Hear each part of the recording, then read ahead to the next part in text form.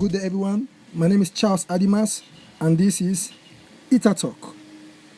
Our topic of discussion today is titled Civilizations of the Elements. Civilizations of the Elements. Elements are substances found naturally in nature, and civilization is a system which is organized and which exists to master the various elements that they have in their own realm, in their own dimensions. Paracelsus, one of the founding fathers of medicine, said we have beings which inhabit nature, and he called them elementals, such as we have the earth elementals, the water elementals, the air elementals, and the fire elementals. He said these beings are not angels, but are responsible for the healing power of nature, as he revealed. But the Bible also revealed that every knee must bow and every tongue must confess. But if they exist, why can't we see them? Where are they? Do we have tongues and knees in nature aside humans? The theory of relativity states that observation is of three quantities. We have the mass, the length, and the time. For higher dimensional beings, their dimensions, which we call their world, will vibrate with speed close to that of light.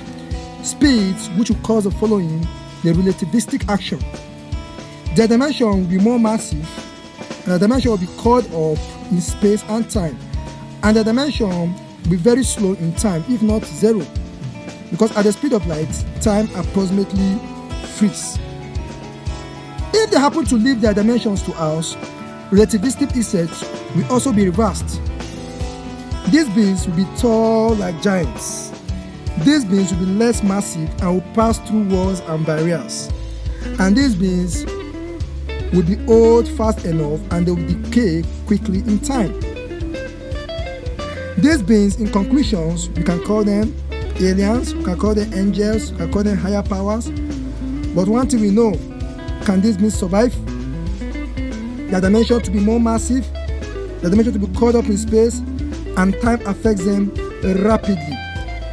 In conclusion, angels, aliens, or higher dimensional beings can't survive on Earth's condition except they make the atmosphere like theirs, which is not a good one for humans.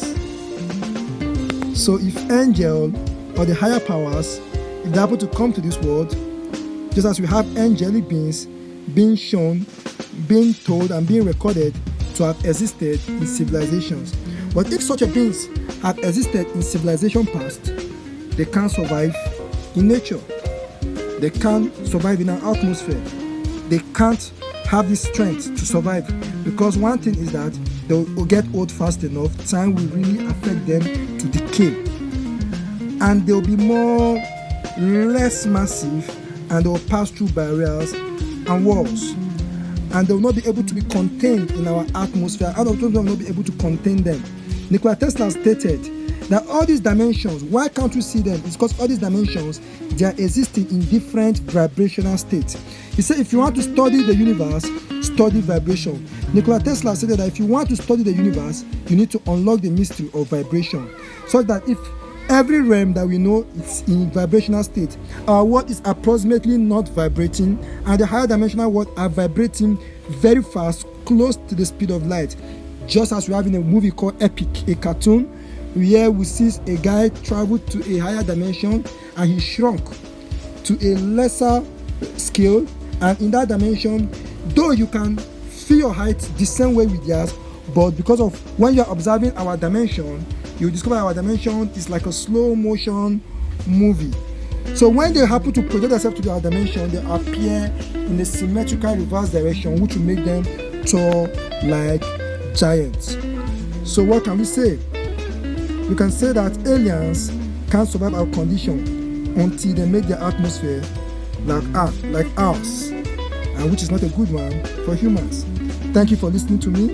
My name is Charles Adimas, and this is Ita Talk. Please don't forget to subscribe.